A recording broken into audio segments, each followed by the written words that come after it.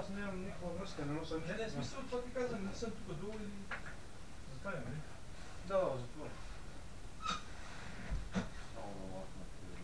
Да, най-добре да ги няма.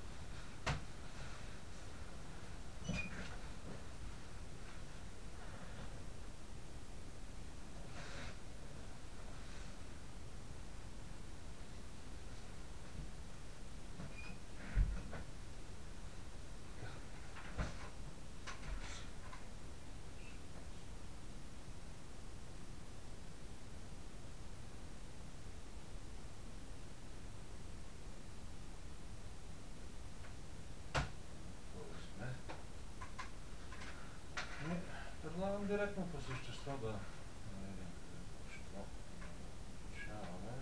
Да, може директно да се говори с мене. Да, разбира се, казаха ми.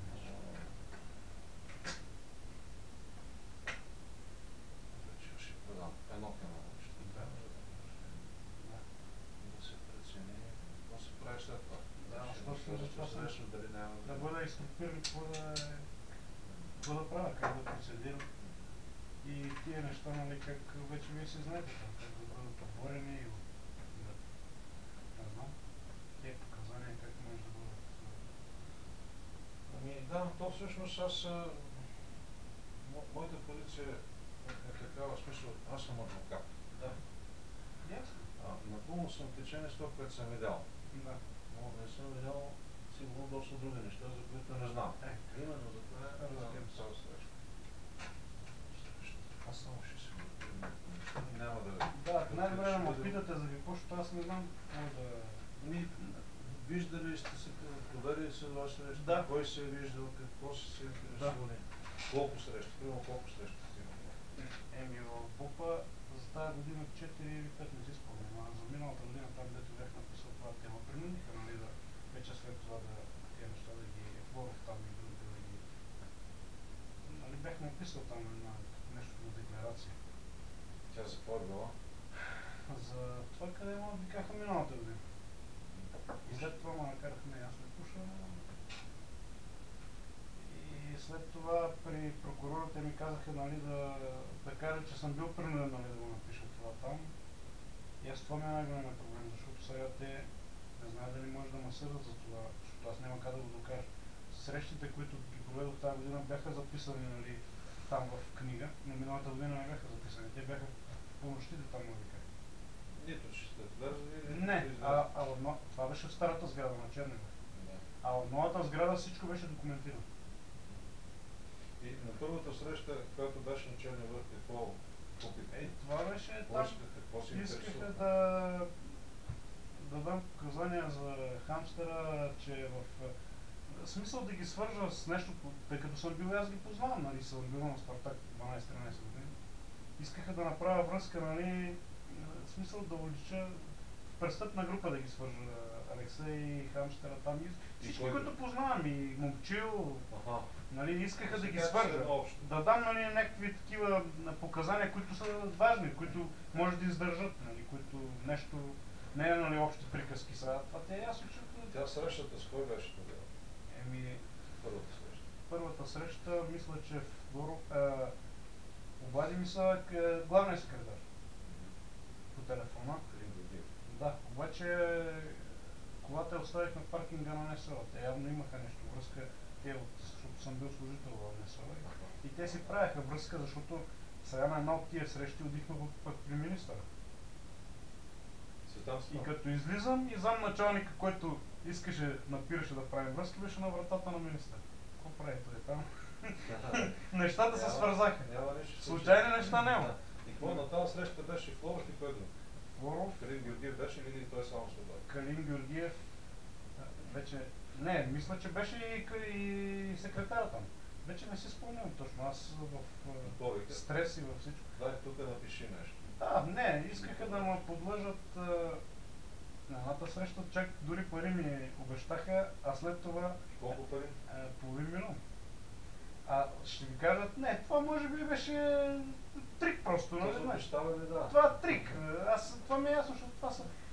Но много ме съмнява, защото може би някаква сума са определили, защото след това стана един скандал между Денков и Цветанов за някакви пари. Аз веднага се усетих, защото за това става дума. Защото викам, добре да е в тази криза, викам как така, толкова пари раздавате, аз и той вика, ти не се грижи това, вика, то си има финансово министерство, вика, той се погрижи за това. И след това стана един скандал между Денков и аз така си мисля, че, защото Денков се скараха с министъра за някакви пари и Денков каза по медиите, МВР да работи, а да не искат пари. Значи, явно защото Следващите срещи продължиха ли да предлагат? Само на една среща това ми го предложиха. На едната среща беше и това прокурор, това Смотарек. Още при кой? Не, един друг. Бойко Найденов до него? Не Бойко Найденов. Бойко Найденов сега водих при тия последните срещи. И Роман Василев ли беше? Роман Василев има, да. Да, той стоеше там, той може би нещо е стоял като... Да, и какво стана това също? Предлагат ви да ги свържете нещо. Даваха ли нещо написано и искаха ви да подпишете вече? Не съм давал никакви показания. Те искаха само да се съгласат, да им съдействам, да ме върнат в системата, както и сега. Ще те върне в системата, обаче ти стане наш човек. Да, и да работя за тях. И какво ти каже, ваши свидетелства. Под това, да. И сега също така водихме при министъра, там час и 10 минути продължи разговор с един от тия от БОПа, който работи по случая. Явно предполагам, че той е един от ръководителите в случая. Там, който работи, нали аз ще ви го кажа тук. Как се казва? Валентин Цоновски. Цоновски. Той е шеф на направление контртерор в БОП. Защото директно само с него той ръководи нещата, сигурно нашия го знае. Защото той идва от Плевен, предполагам, че Румен Петков да дойде тук. А той е пълен келеш, те крадяха по... Аз пъй за него какви неща знам. И то от първа ръка. Хора как са крали кастофони и са му ги носили. Като е бил обикновен полицай. Той си е някакъв... Просто сложен от Румен Петков да му свърши работа някакъв. Естествено, и както искаха мене да ме върнат. Добре, и какво ти казват? Нали, стани наш свидетел, ама обещават ли някаква защита, примерно анонимен свидетел? Чак ми доведоха шефа, който отговаря за... Извеждане зад граница.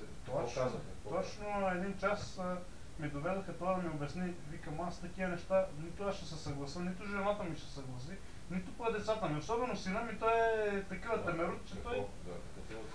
Да бе, да си сменим имената, всичко, нали? Извеждане в чужбина, каза, имаме 8 човека изведени, вика.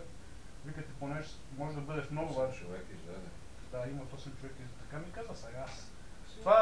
Това има абсолютна секретност там, уж при блофират Не, той е явно, че аз винаги го имам в този момент на ум за блофиране, защото винаги човек мога да блофираш и той като е лековерен да се довери и след това да изгори. Това е ясно. И на това среща това беше. Да, там на Черния бряг така и понеже бяха набрали инерция, всичко си го правиха така. Дори аз извадих разпечатка, аз на Емил това му го казах миналото. Извадих се разпечатка, номера и разговора ми не излиза.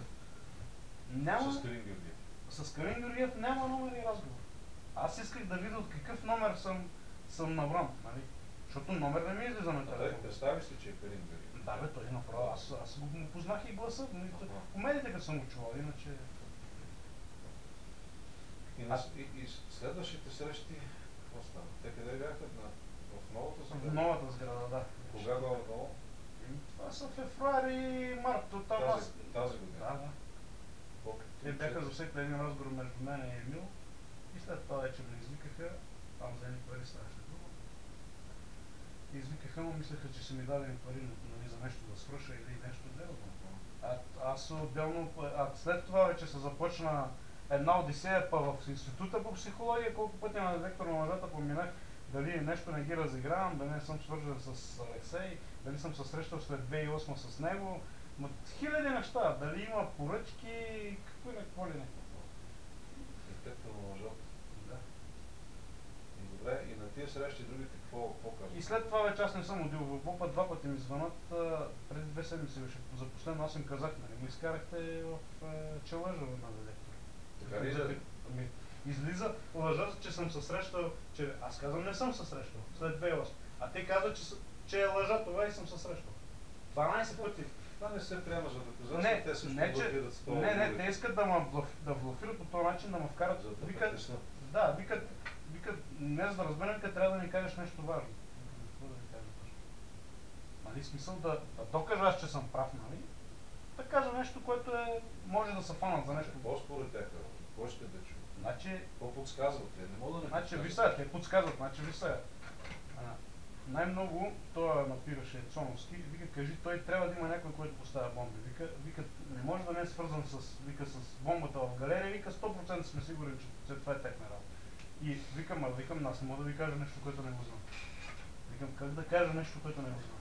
И това най-много ме въртяха за това. Чак на детектор на лъжата минах, те поне 3 пъти да минават по едни и същи въпроси. Нали, за да сравнат тия 3 неща. И чак и за това минах. Дали не познавам някой. И вече не знам какво. Вика, има съмнение, вика, тук в полиграф. Викам, като има съмнение, аз за какво съм тук? Викам, като съм лъжец, има последици. Те ти дават и изследването само така. Значи, Не, те не ми ги показват, те си отидат в една стая, консултират си са. Не, това ми е ясно, аз... Не било само за галерия, не? Или нещо по дело? Значи казаха, вика, питаха ме и за Огнян Стефанов, дали знам нещо, вика, засекохме, вика, Киро дълго я познаваш ли? Викам, как да не го познавам? Сега го кажа, че не го познавам. Е смешно, 5-6 години сме се виждали. Вика, защото разпечатка на телефона му има засечено микроарена, там на Кукле. Нали, по същото време. Викам, аз нямам на представа, защото в този момент не съм бил по басейна, нито нищо. Викам, ако искате си проверете тук. Като сте толкова, нали, добри полицаи, проверете кога съм бил, с кое съм се свързал. Защото те, викам, добре, докажете каква среща съм имал и къде съм имал среща. Викам, вие говорите сега полиграфа, тук понеже ви е лесно, нали, да кажете, ти лъжеш. Аз разбирам ли сега от тия схеми и диаграми там, къде ми ги показват. Аз си направих експеримент и вече се изкарахме и те вече прекратиха изследване, защото ме питат, нали, примерно, що ми писна, те 3-4 дни, 45 пъти, вече не си спомня колко пъти ме минаха на полиграфа, за различните неща. 45 пъти? Да, аз не знам това дали е законно или... Нали, аз се съгласявам да докажа, защото съм прав, нали, казвам истина. Само за Алексей да има връзка беха 12 пъти, последния ден. И вече аз тогава почнах да се гавра с това. Обратен отговор дам на въпросите и ти се скарахме вече с началника там и те вече не се занимават. И даже аз вече мислех да го ударя, викам, ще станеш и го дясно вечер, защото той ми е писнал него. Той, каквото кажеш, защото той ме пита, нали, Пламен ли се казваш, аз казвам не. И не знам какво му показва там, обаче той се заплесна. Значи... И после гледа, вика тук, викам, ето. Чакай да те питам, ясно, това е така. Не ме интересува по същество, нали? Значи питали са те за галерия, дали познаваш най-първи разговор